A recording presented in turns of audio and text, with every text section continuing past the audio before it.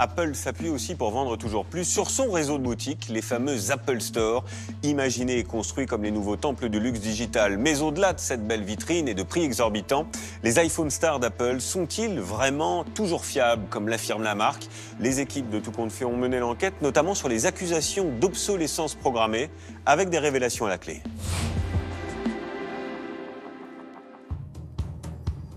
1 155 € minimum, l'équivalent d'un SMIC. Voilà donc ce qu'il faut débourser aujourd'hui pour posséder le smartphone dernier cri du géant américain. Mais alors comment la marque fait-elle passer la pilule auprès des consommateurs? Comment arrive-t-elle à leur faire débourser cette petite fortune? Malgré son prix, il s'en est officiellement écoulé en 2018 140 millions à travers le monde. Il faut dire que la marque sait y faire, avec une technique de vente à double détente. D'abord, flatter le client en l'accueillant dans des magasins au design élégant, mobilier en bois clair, murs blancs. Les 500 Apple Store du monde entier sont tous conçus sur le même modèle, spacieux, lumineux, avec une sensation de bien-être. Il faut que le client se sente à l'aise. Ensuite, il y a des vendeurs. Bon, quel est votre nom? À l'attitude plutôt cool et à l'argumentaire bien rodé. Cette partition, un jeune homme la connaît sur le bout des doigts. Cela fait 8 ans que Franck porte ce t-shirt, l'uniforme du vendeur Apple. Quand on reçoit tous le t-shirt, on se dit ça y est, je travaille pour Apple, ça fait son petit effet, on va dire. À 31 ans, il travaille dans l'un des 3 Apple Store parisiens pour 1 500 € net par mois. Il va nous dévoiler les 5 piliers de la vente selon Apple, sur la base des 5 lettres de la marque. A, comme approcher le client. La probe, en français, on a traduit ça par demander la permission au client de lui poser des questions. Ensuite, present. Présenter les produits. Présenter Une technique de vente somme toute assez classique. au client. Listen, donc c'est écouter. Donc écouter les remarques du client ou ses oppositions. Donc savoir les accueillir aussi, hein, puisque le client peut parfois être très critique avec la marque. Par exemple, c'est trop cher, ça on l'entend tout le temps. Et pour cette question fréquente sur le prix, voilà ce qu'ils doivent répondre du tac au tac. Là, je suis supposé répondre. Je comprends ce que vous dites, mais comparez-le avec d'autres téléphones. Regardez la qualité des matériaux qui sont utilisés. Dites-vous qu'en plus, un iPhone, ça dure quand même plus longtemps que, en termes de durée de vie, ça dure plus longtemps qu'un autre appareil. La qualité photo qui est exceptionnelle. Voilà, ce genre d'arguments pour justifier le prix élevé d'un iPhone. Qualité des matériaux, qualité photo, durée de vie. Ces arguments sont-ils valables? Nous avons voulu comparer l'iPhone XS, vendu 1 155 €, à ses concurrents directs, toujours moins chers que lui. Le Note 9 du coréen Samsung, 1 009 €, et le dernier smartphone de la marque chinoise Huawei, 999 €. Dans les bureaux de ce site internet spécialiste des tests sur les produits numériques, Rémi Jacquet s'occupe des smartphones. Première constatation, le téléphone du géant américain permet de stocker nettement moins de données que ses concurrents.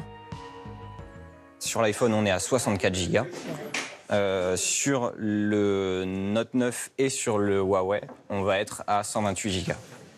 On a 2 fois plus sur le Samsung et le Huawei que sur l'iPhone pour moins cher. L'iPhone s'en sort-il mieux sur un autre critère déterminant à l'achat? Donc, l'appareil photo. Donc du coup ici on a une scène qu'on a créée de toutes pièces, donc avec des éléments qui vont permettre de juger par exemple ici de la colorimétrie. On va avoir des textures différentes, des jeux de contraste un peu différents également. Et on va avoir également des éléments qui sont beaucoup plus graphiques, qui vont permettre d'évaluer précisément le niveau de détail des photos. Rémi réalise une série de photos avec les 3 téléphones, à la lumière du jour. Donc là, hop, mais aussi dans l'obscurité. Et voilà. On n'y voit plus grand-chose. Mais là, on voit quand même que les smartphones s'en sortent pas si mal. Ils arrivent quand même à voir quelque chose. Sur la qualité de la photo, le Huawei est un peu en dessous. C'est des images qui sont beaucoup moins naturelles. On le voit en fait que c'est très contrasté. Les textes ressortent beaucoup trop par rapport à ce qu'on voit en vrai. Apple et Samsung, eux, sont ex aequo. Donc tous nos éléments sont bien rendus. On n'a pas de problème majeur. En fait, c'est vraiment très bon. Même constat pour la résolution de l'écran. Hop. Dernier élément déterminant, l'autonomie.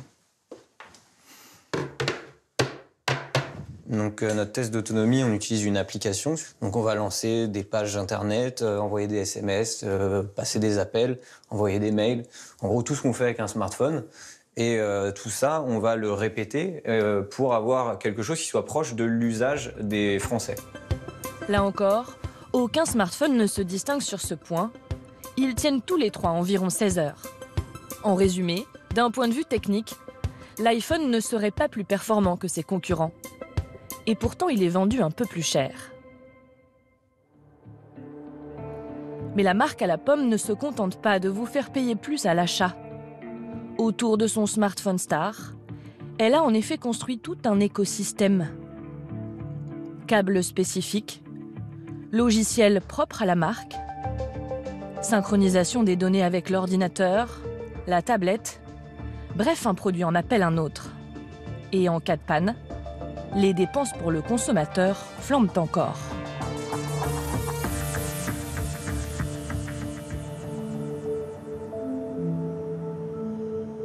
Exemple, avec ce téléphone qui a 3 ans et demi, dont le port de charge est cassé et qui ne se recharge plus.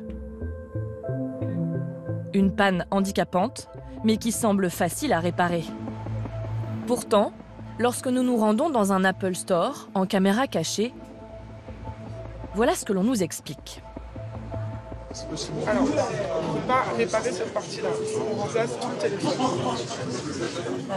Ok, donc ça, c'est une pièce qu'on ne peut pas changer. Ouais. Une borne centralisée, ça ne faut pas. D'accord. Et alors, vous me disiez, ça concerne d'autres, tout ce qui est autour, en fait. Voilà, en fait, c'est soudé au boîtier et nous, on ne n'enlève rien qui est soudé au boîtier. Il n'y a que la batterie qu'on peut enlever parce qu'on a des lingots à l'intérieur qui nous permettent de la soulever. Et l'écran, bien sûr, parce qu'on peut le dévisser. D'accord. Donc, en fait, vous réparez que La batterie, c'est ça. Et la caméra. La caméra aussi, elle peut être vissée. Ah oui, ok. Pour notre problème, cette vendeuse n'a en fait qu'une seule solution à nous proposer. Racheter le même modèle d'occasion. Il y a 279 €. D'accord. Et donc en fait c'est mon seul choix en fait finalement. Oui. Où je rachète quoi. Ok. Où vous rachetez. Vous avez d'autres questions? Non. Selon Apple, ce téléphone est irréparable et bon pour la casse. Un discours qui va être radicalement contredit chez ce réparateur indépendant. Ouais. Alors effectivement, vous avez les pins de la carte de charge qui sont complètement cassés, voire même redressés. Du coup, il faudrait envisager le remplacement de la nappe Lightning, chose qu'on peut faire ici. Donc c'est réparable en fait. C'est réparable, voilà, tout à fait, c'est réparable. Nous, on le répare. Là, pour le cas de figure à vous, on serait sur un devis à hauteur de 60 €, pièces et main-d'œuvre compris.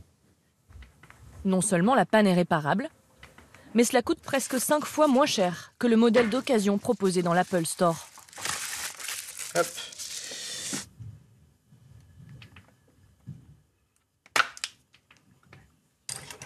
Là, on va opérer en fait sur cette zone-là. Donc là, ici, c'est la pièce à changer. Et pour le faire, je vais être obligé de retirer l'écran. Et puis après, ça va être juste une histoire de vis et de changement de pièce. Pourquoi Apple m'a dit que c'était pas réparable ? Parce que c'est pas des genres de réparation qu'ils font. Soit peut-être parce que ça demande déjà du temps pour faire ce type de réparation-là. Et puis, c'est des réparations assez délicates. Ils vont pas perdre du temps à faire des grosses réparations. Ce genre d'opération délicate ne serait pas assez rentable pour la marque. Martin Sinaya sait de quoi il parle. Il a travaillé 5 ans en tant que réparateur dans un Apple Store. Aujourd'hui indépendant, il dit encore subir les règles dictées par Apple. Donc voilà, pièce neuve. La marque refuserait de lui vendre les pièces détachées nécessaires à la réparation, comme le port de charge. On est quasi identique au constructeur.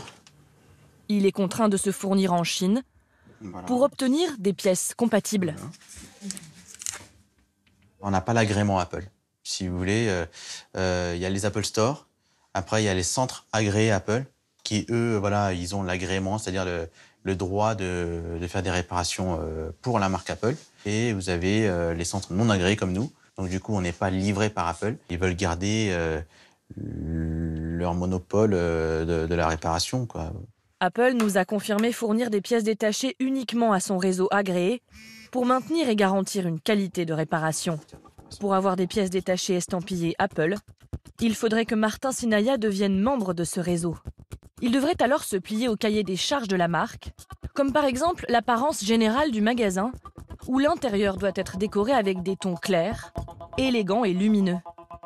Le magasin doit aussi payer des formations, 1 500 €, 2 230 €, jusqu'à 5 000 € au total pour chaque réparateur. Finalement, être agréé reviendrait à devenir une franchise d'Apple et appliquer la même politique de réparation, avec laquelle Martin n'était pas toujours d'accord. C'est assez limité en termes de réparation, parce que pour eux, ils se disent qu'une machine qui a plus de 5 ans, c'est considéré comme vintage. Et que derrière, on est confronté à des cas de figure, des fois, où effectivement, le client a un appareil qui a plus de 5 ans. Pour moi, je trouve ça un peu dommage que je ne puisse plus rendre service à ce client-là, alors que c'est possible. En plus de limiter les réparations sur nos téléphones, la marque chercherait-elle aussi à limiter leur durée de vie pour en vendre toujours plus? Et pour atteindre ce but, serait-elle tentée d'aller encore plus loin? De programmer, dès sa conception, la date à laquelle un téléphone ne sera plus utilisable. C'est un scandale qui a récemment éclaté grâce à la curiosité d'un homme qui habite de l'autre côté de l'Atlantique. Il travaille au Canada, à Toronto, 2,8 millions d'habitants. Cette ville au bord du lac Ontario est le pôle technologique du pays. John Poole est ingénieur. Il dirige une société informatique d'une dizaine de personnes qui a en ce moment le vent en poupe. Ce quadra a en effet inventé une application assez pratique, destinée aux particuliers et que l'on peut télécharger très facilement. Elle permet de mesurer les performances des téléphones et des ordinateurs, notamment leur rapidité. Une application qui cartonne, 2 millions de personnes l'utilisent dans le monde entier. En novembre 2017, la femme de John Poole se plaint d'un problème que vous avez peut-être déjà rencontré si vous possédez un iPhone, le ralentissement après une mise à jour. Elle est venue me voir et elle m'a dit qu'elle sentait que son téléphone avait ralenti. Elle se demandait s'il ne fallait pas qu'elle en rachète un autre. Il y a eu cet épisode et toutes les plaintes des utilisateurs qui disaient que leur téléphone était lent. Ça a résonné comme un refrain familier dans ma tête et je me suis dit, ok, là, il y a un problème. Pour en avoir le cœur net, il lance son fameux logiciel sur le téléphone de sa femme. Normalement, il devrait y avoir un score de 2500 points. Et là, il y a un score de 1035. Donc c'est vraiment beaucoup plus lent. John se penche alors sérieusement sur la question. Dans ses serveurs, il dispose de millions de mesures effectuées par les utilisateurs de son logiciel dans le monde entier. En épluchant les résultats obtenus avant et après la même mise à jour que celle de sa femme sur le même modèle d'iPhone, il fait une découverte à peine croyable. C'est 30 à 35% des utilisateurs de mon logiciel et qui ont un iPhone 6S qui ont été affectés par ce problème. Ce pourcentage correspondrait selon lui à 1 million de personnes dans le monde. J'étais choqué. C'est vraiment très inhabituel. Je n'avais jamais vu quelque chose comme ça de toute ma carrière. Ça ressemble vraiment à de l'obsolescence programmée. Quand une entreprise prend un téléphone et le ralentit parce qu'il est vieux.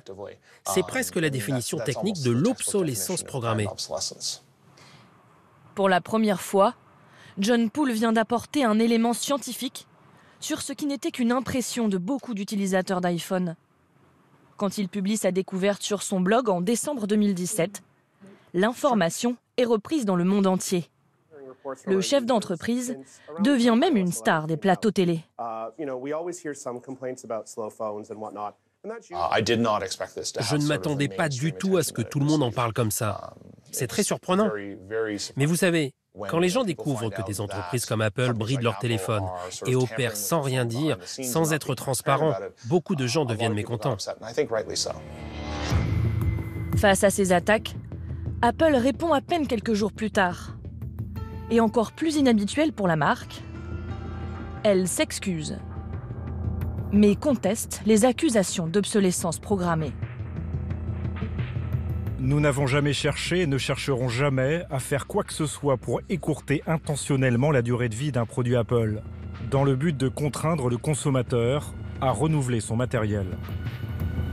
Elle avoue malgré tout avoir volontairement bridé certains modèles après la mise à jour pour prévenir les arrêts inattendus des téléphones. Et elle décide même de proposer une remise sur le remplacement des batteries de certains modèles d'iPhone, devenus plus lents après une mise à jour notamment. Un mea culpa en demi-teinte, un geste commercial. Tout cela ne réussit pas à éteindre l'incendie, au contraire. Des plaintes sont déposées dans 3 pays, aux États-Unis, en Israël et chez nous en France. À Paris, une association a fait de la lutte contre l'obsolescence programmée son cheval de bataille. Et elle est bien décidée à traîner Apple devant les tribunaux. Selon Frédéric Bordage, consultant dans le numérique responsable, la tromperie serait caractérisée car la marque aurait dû prévenir les utilisateurs du problème. C'est un peu comme si vous achetez une voiture, au bout d'un certain nombre d'années d'utilisation, vous vous retrouvez sur l'autoroute et vous avez le choix entre soit elle s'arrête en plein milieu d'autoroute, soit vous la mettez à jour, mais votre voiture qui roulait à 100 km/h ne roule plus qu'à 30 km/h. Il y a quand même un problème technique majeur, quoi.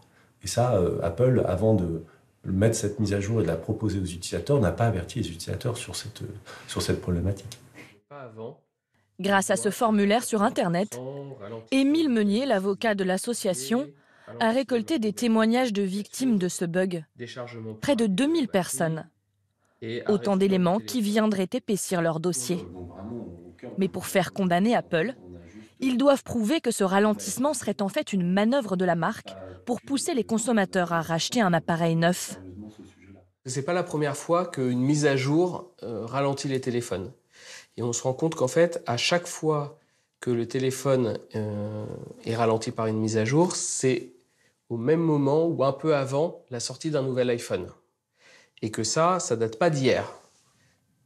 L'avocat espère prouver sa théorie en s'appuyant notamment sur l'historique des recherches effectuées dans le monde entier sur Google.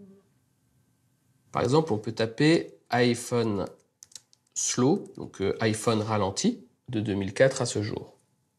Et on se rend compte qu'il y a des pics de recherche de ralentissement. Et on se rend compte qu'à chaque fois, c'est les dates de sortie des nouveaux iPhones. Donc on voit bien qu'il y a quelque chose qui ne va pas chez Apple. Et en ce moment, ils se sentent pousser des ailes. Car fin octobre 2018, en Italie, Apple, mais aussi Samsung, ont été condamnés respectivement à 10 et 5 millions d'euros d'amende pour pratiques commerciales malhonnêtes pour les mêmes raisons. Une décision historique.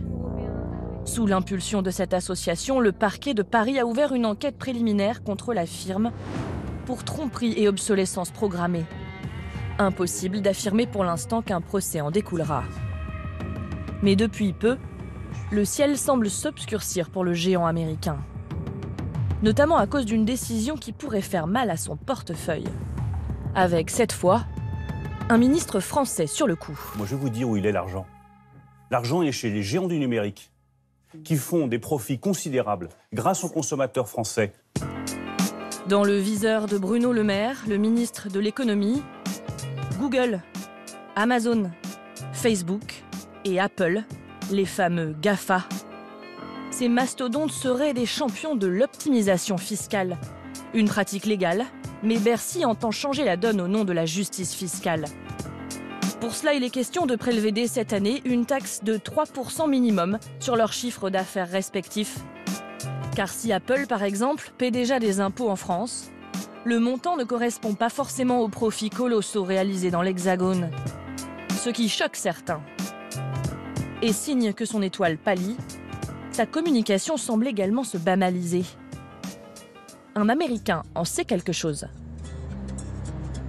Dans les rues de New York, aux États-Unis, Ken Segal a toujours l'œil qui pétille lorsqu'il tombe sur la dernière publicité géante de l'enseigne. On était devenus très connus pour notre capacité à choisir de super endroits dans les grandes villes et sur les routes très fréquentées.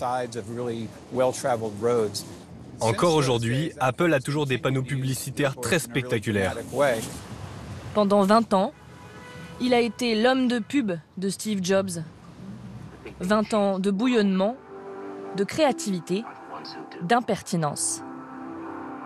La campagne Think Different de 1997, c'est lui. Et le fameux i de iMac, iPod et bien sûr iPhone, c'est encore lui. Aujourd'hui, il regarde ses spots avec nostalgie.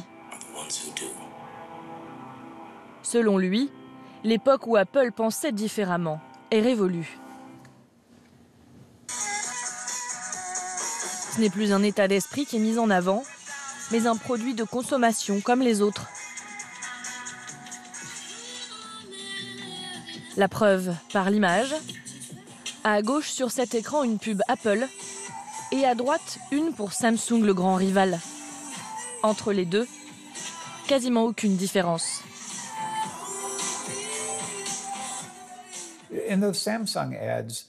Les publicités Samsung, c'est une liste de caractéristiques techniques et de très belles images. Et si vous regardez la dernière pub pour l'iPhone, c'est exactement pareil. Quand vous devenez gros, vous avez le choix entre deux directions. Soit vous continuez d'être cette entreprise impertinente, qui a du cran, comme l'était Apple. Vous pouvez maintenir cette image de « on pense différemment, on est irrévérencieux et on veut changer le monde », ce genre de choses. Ou alors, vous pouvez faire des choses pour le grand public, parce que vous voulez protéger votre grandeur et que vous ne voulez pas prendre le risque d'énerver quelqu'un ou que les gens se mettent à vous détester. Pour cet intime de Steve Jobs, la marque serait rentrée dans le rang, avec comme seul objectif, vendre le maximum d'iPhone.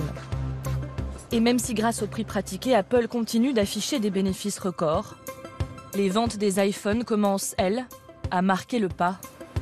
La marque vient d'ailleurs de décider il y a quelques jours de baisser de 10% la production de son smartphone star.